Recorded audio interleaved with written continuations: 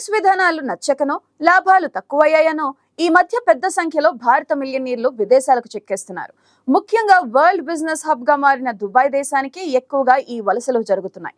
నిజానికి ప్రపంచవ్యాప్తంగా అనేక రంగాల్లో భారతదేశం వేగంగా దినదినాభివృద్ధి చెందుతుంది. అయినా మన భారత సంపన్నులు పెద్ద సంఖ్యలో సొంత దేశాన్ని వదిలిపెట్టి పక్క దేశాలకు వలసబాట పడుతున్నారు.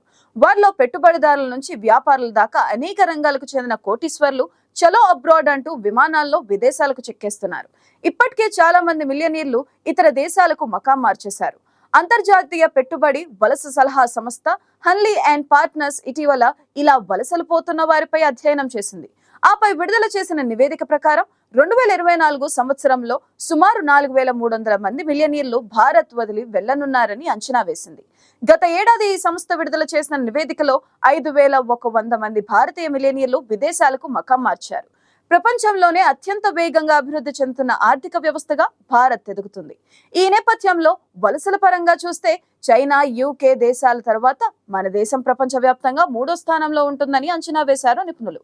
భారత్ ఇప్పుడు ప్రపంచంలో అత్యధిక జనాభా కలిగిన నెంబర్ 1 దేశంగా చైనాను అధిగమించింది. మన దేశం ప్రతి ఏడాది వేలాది మంది మిలియనీర్లను కోల్పోతుంది.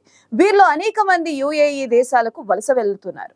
గత దశాబ్ద కాలంలో 85% సంపద వృద్ధితో ఈ అరబ్ దేశం ఇంకా కొత్త మిలియనీర్లను తయారు చేస్తూనే ఉంది. తద్వారా వలసలు పెరిగినా పెద్దగా ఆందోళన చెందాల్సిన అవసరం లేదని నివేదిక తెలిపింది. ఇలా వలస వెళ్లే మిలియనీర్లలో చాలా మందికి భారత్ లో వ్యాపార ప్రయోజనాలు మాత్రమే కాదు, సొంత దేశంలో ఇళ్లను కూడా కలిగి ఉన్నారని నివేదిక తెలిపింది. మీరు తాత్కాలిక ప్రయోజనాల కోసం వలసలు పోయినా భారత్ తో తమ సంబంధాలను పూర్తిగా తెంచుకోవాలనుకోవడం లేదు. ఒక రకంగా వారు ప్రపంచవ్యాప్తంగా విస్తరిస్తున్నారని అనుకోవచ్చని తాజా నివేదిక చెబుతుంది. ఉదాహరణకు మన దేశపు ప్రైవేట్ బ్యాంకులు, వెల్త్ మేనేజ్మెంట్ ప్లాట్ఫామ్లు క్లయింట్లకు అవసరమైన పెట్టుబడి సేవలను అందించడానికి యుఏఈలో విస్తరిస్తున్నాయి. వాటిలో నువామా ప్రైవేట్, ఎల్జిటి వెల్త్ మేనేజ్మెంట్ ఉన్నాయి. ఈ రెండు ప్రపంచ వైవిధ్యం విస్తరణ అవసరాలతో భారతీయ క్లయింట్లకు సపోర్ట్ ను అందిస్తున్నాయి. అదేవిధంగా ఇతర బ్యాంకులు కూడా యుఏఈలో తమ ఉనికిని పెంచుకుంటున్నాయి.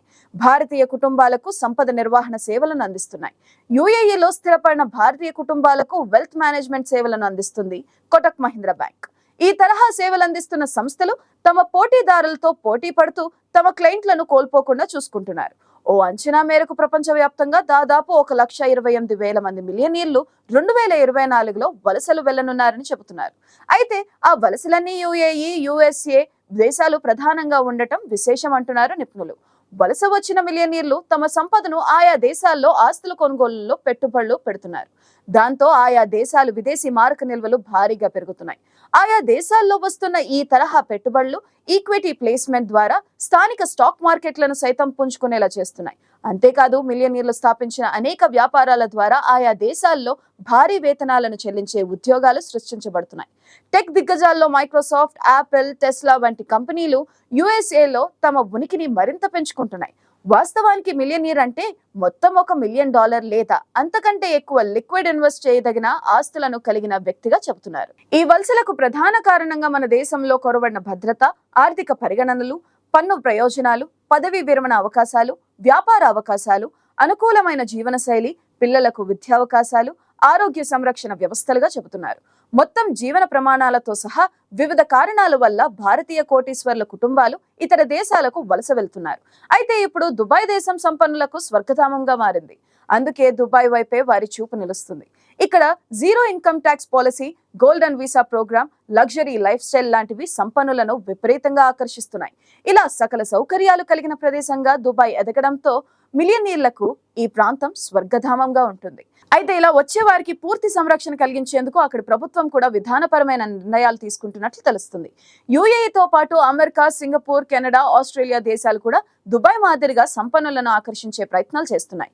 ఇలా దుబాయ్ చెక్కేస్తున్న దేశాల్లో భారత్ మాత్రమే కాదు, హక్కుల స్వర్గధామం, అపరిమిత వ్యక్తిగత స్వేచ్ఛ, ఉపాధి అవకాశాలు అని ఊదరగొట్టే బ్రిటన్ కూడా ఉంది. అక్కడి నుంచి కూడా పెద్ద సంఖ్యలో కోటీశ్వర్లు వెళ్లిపోతున్నారు. మామూలుగా కాదు, వేలల్లో మిలియనీర్లు బ్రిటన్ లో ఉండటానికి ఇష్టపడటం లేదు. వారు అనేక అంశాల్లో నివసించడానికి అనువైన స్థలాలను వెతుక్కుంటున్నారు. ఈ సంవత్సరం యూకే నుంచి 9,500 మంది వెళ్లిపోయే ఛాన్స్ ఉంది. అయితే ఈ సంఖ్య గత ఏడాది కన్నా డబల్ అవడం విశేషం. ఆపై వచ్చే మరో దేశం చైనా. డ్రాగన్ కంట్రీలో సైతం కోటీశ్వర్లు బయట దేశాలకు వలసలు పోతున్నారు. మీకు తెలుసా, ఈ సంవత్సరం ఇప్పటికే 15,200 మంది వెళ్లిపోయారు. గతేడాది 13,800 మంది వెళ్లిపోయారు. వలసల విషయానికి వస్తే నిజానికి చైనా పరిస్థితి వేరుగా ఉంటుంది. ఒకసారి అక్కడ ప్రభుత్వానికి కోపం వస్తే చాలు, ధనికులపై బోలెడు ఆంక్షలుంటాయి. అక్కడి షీ జిన్పింగ్ ప్రభుత్వం సదరు కోటీశ్వర్లను రాచిరంపాన పెడుతుంది. తట్టుకుని ఉండలేని పరిస్థితి క్రియేట్ చేస్తుంది. ఉదాహరణకు అలీబాబా గ్రూప్ ఉదంతం గురించి చెప్పుకోవచ్చు. అంత పెద్ద గ్రూపే చైనా దాష్టికాన్ని తట్టుకోలేకపోయింది. చివరకు ఆ గ్రూప్ అధిపతి జాక్మా జపాన్ తరలిపోయారు. ఇక నియంతల పాలన కొనసాగుతున్న రష్యా, అద్భుతంగా ఎదిగిన దక్షిణ కొరియా కూడా తక్కువేమీ కాదు. ఈ దేశాల్లో సాగుతున్న అంతర్గత రాజకీయాలను తట్టుకోలేక ఇక్కడి సంపన్నులు పలు దేశాలకు వలస వెళ్తున్నారు. ఇలా వెళ్తున్న వారందరికీ డెస్టినేషన్ యుఏఈ తలుపులు తెరుస్తుంది. బయట ప్రపంచానికి ఈ దేశాల్లో ఆంక్షలు, చట్టాలు కఠినంగా ఉంటాయని అనిపిస్తుంది గానీ ఇక్కడే విపరీతమైన గ్రోత్ కనిపిస్తుంది. పైగా విదేశీయులను చాలా గౌరవంగా చూస్తారు. అందుకే ఒకప్పటి ఈ ఎడారి దేశాలు అందరికీ బెటర్ డెస్టినేషన్ దేశాలు అయ్యాయి. World class infra, zero income tax, golden వీసాలు, కట్టుదిట్టమైన పాలన, లగ్జరీ లైఫ్ స్టైల్, తక్కువ crime rate, better law and order, అన్నిటికీ మించి బెటర్ లొకేషన్ కోటీశ్వర్లను ఆకర్షిస్తున్నాయి. పైగా భౌగోళికంగా చూస్తే యుఏఈ దేశాలన్నీ ప్రపంచంలో మధ్యలో ఉంటాయి. ఎటు వెళ్లాలన్నా సరే తక్కువ సమయంలో చేరుకోవచ్చు.